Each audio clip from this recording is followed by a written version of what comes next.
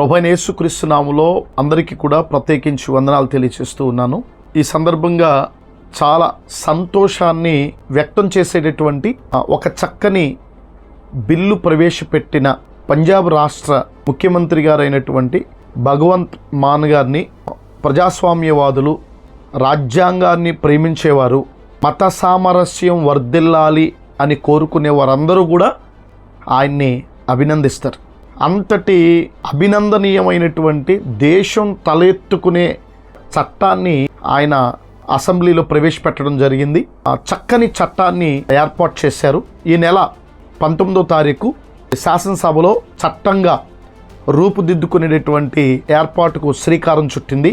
ఇంతటి సంతోషింపదగినటువంటి విషయాన్ని యావత్ తెలుగు రాష్ట్రాల్లో ఉన్నటువంటి రాజ్యాంగం వర్ధిల్లాలి అని ఆశించే ప్రతి ఒక్కరికి కూడా ఈ సంతోషకరమైనటువంటి విషయాన్ని తెలియచేయడానికి నేను సంతోషపడుతూ ఉన్నాను. ఈ న్యూస్ ఆంధ్రజ్యోతి నుండి వచ్చింది. ఆ ఆంధ్రజ్యోతి శీర్షిక ఏదైతే ఉందో దాన్ని మీ ముందు పెడతాను, ఒకసారి మీరు వినాలని నేను కోరుతున్నాను.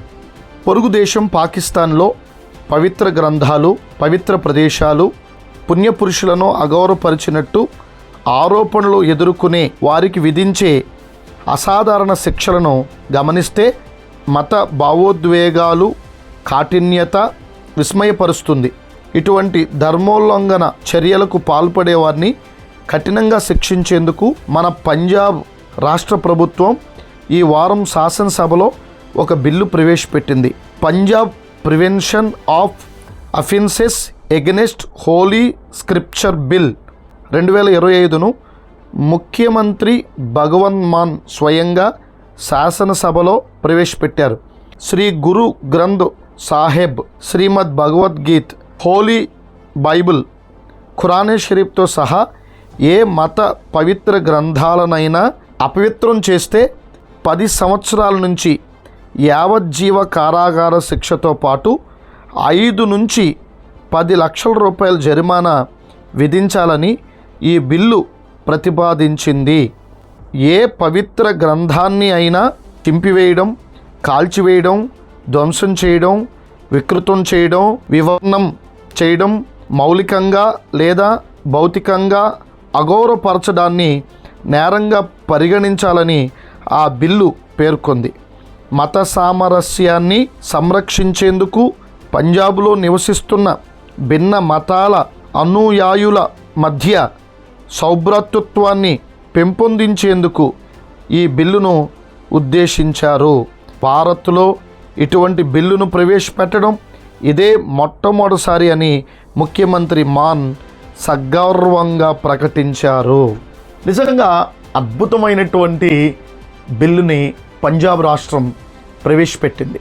దేశ ప్రజలందరూ కూడా పంజాబ్ ముఖ్యమంత్రి గారికి అభినందనలు తెలియచేయాలి. యావత్ క్రైస్తవులు, ముస్లింలు, తెలుగు రాష్ట్రాల్లో ఎన్ని మత విశ్వాసాలకు చెందినటువంటి వారైతే ఉన్నారో, అభ్యుదయవాదులు ఎంతమంది అయితే ఉన్నారో, ప్రజాస్వామ్యవాదులు ఎంతమంది అయితే ఉన్నారో, సోషలిస్టులు ఎంతమంది అయితే ఉన్నారో, రాజ్యాంగం వర్ధిల్లాలని కోరుకునేవారు ఎంతమంది అయితే ఉన్నారో, వారందరూ కూడా పంజాబ్ ముఖ్యమంత్రి గారికి అభినందనలు తెలియచేయాలి. దేశవ్యాప్తంగా ప్రశంసల వెల్లువ కురిసేలాగా చేయాలి. ఇటువంటి చట్టం చేయగలిగినటువంటి సామర్థ్యాన్ని తెలుగు రాష్ట్రాల్లో ఉన్నటువంటి ప్రభుత్వాలు పెంపొందించుకోవాలి. ఎందుకంటే తెలుగు రాష్ట్రాల్లో మతం మీద దాడి ఎంత భయంకరంగా జరుగుతుంది అనేటటువంటిది తెలుగు రాష్ట్రాల ముఖ్యమంత్రులకు తెలియనటువంటి విషయం అయితే కాదు. అంతేకాకుండా రాజకీయ నాయకులందరికీ తెలుసు, ప్రజలందరికీ కూడా తెలిసినటువంటి విషయమే.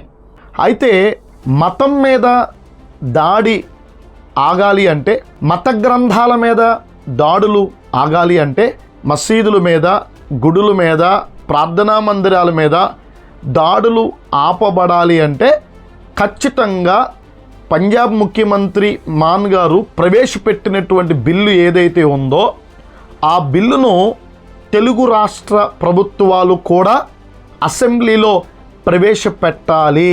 ప్రవేశపెడితే మత సామరస్యాన్ని కాపాడినటువంటి వారు అవుతారు. అలాంటి ముఖ్యమంత్రులను ప్రజలు గుర్తుపెట్టుకుంటారు, సువర్ణాక్షరాలతో రాసినటువంటి ఘట్టంగా చరిత్రలో ఇటువంటి సంఘటన నిలిచిపోతుంది. నిజంగా మరి పంజాబ్ ముఖ్యమంత్రి గారైనటువంటి మాన్ గారు చేసినటువంటి ఆలోచన చాలా అభినందనీయం. ప్రజలందరూ కూడా హర్షింపవలసినటువంటి నిర్ణయం తీసుకున్నారు. ఈరోజు మన తెలుగు రాష్ట్రాల్లో చూస్తూ ఉంటే భగవద్గీత జోలికి పోయేటటువంటి వాళ్ళు ఉండరు, అదేవిధంగా ఖురానే షరీఫ్ జోలికి పోయేవారు ఉండరు. కానీ అతి దారుణంగా హింసించబడుతున్నవారు, ద్వేషించబడుతున్నవారు, జుగుప్సాకరంగా క్రైస్తవ విశ్వాసాన్ని గురించి, యేసు ప్రభువుని గురించి, మరియమ్మను గురించి చాలా నీచంగా హీనంగా మాట్లాడుతున్నటువంటి విష సంస్కృతి ఈ తెలుగు రాష్ట్రాల్లో పేటరేగిపోయింది. నిజంగా తెలుగు రాష్ట్రాల్లో ఉన్నటువంటి ప్రభుత్వాలు ఇలాంటి చట్టం మీద దృష్టి పెట్టి ఖచ్చితంగా ఇటువంటి చట్టం చేయగలిగితే ఈ తెలుగు రాష్ట్రాల్లో ఉన్నటువంటి ప్రజల యొక్క మత విశ్వాసాల్ని కాపాడినటువంటి బాధ్యతాయుతమైనటువంటి ప్రభుత్వాలు అనేటటువంటి పేరు తెచ్చుకునేటటువంటి అవకాశం ఉందని ఈ సందర్భంగా ఆంధ్ర ముఖ్యమంత్రి గారైనటువంటి మరి నారా చంద్రబాబు నాయుడు గారికి, అలాగే తెలంగాణ ముఖ్యమంత్రి గారైనటువంటి రేవంత్ రెడ్డి గారికి సవినయంగా క్రైస్తవ నాయకునిగా, ఏపీసీపీఏ అధ్యక్షునిగా ఈ విషయాన్ని హృదయపూర్వకంగా తెలియజేసుకుంటూ ఉన్నాను. మరి తెలుగు రాష్ట్రాల్లో జరుగుతున్నటువంటి దాడులకు సంబంధించినటువంటి విషయంలో రాష్ట్ర ప్రభుత్వాలు దృష్టి పెట్టాలి, మత సామరస్యాన్ని కాపాడాలి, ప్రజల యొక్క మనోభావాలకి అనుగుణంగా సర్వమత విశ్వాసాలని సమాన దృక్పథంతో చూడాల్సినటువంటి ఆవశ్యకత రాజ్యాంగబద్ధంగా ఏర్పడినటువంటి ప్రభుత్వాల మీద ఉంది అనేటటువంటి విషయాన్ని ఒక క్రైస్తవ నాయకునిగా ఈ సందర్భంగా తెలియచేస్తూ ఉన్నాను.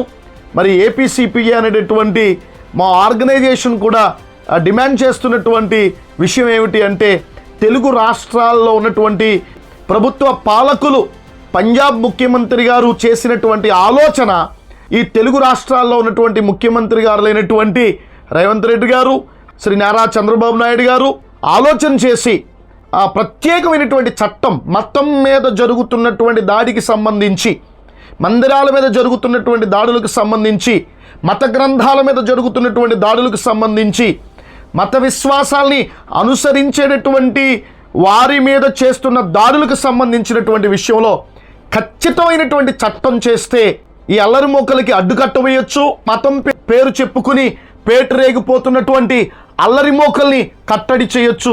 కాబట్టి ఇటువంటి చట్టం మీద దృష్టి పెట్టి పంజాబ్ ముఖ్యమంత్రి గారు అందుకుంటున్నటువంటి గౌరవం మా తెలుగు రాష్ట్రాల్లో ఉన్నటువంటి ముఖ్యమంత్రులైనటువంటి మీరును అందుకోవాలనేటటువంటి ఆకాంక్షను వెల్లిబుస్తూ ఇటువంటి చట్టం చేయాలనేటటువంటి విధంగా ఆలోచన చేయాలని మరొకసారి ప్రజాప్రతినిధులైనటువంటి వారందరికీ కూడా ఈ సందర్భంగా తెలియచేసుకుంటూ ఉన్నాను.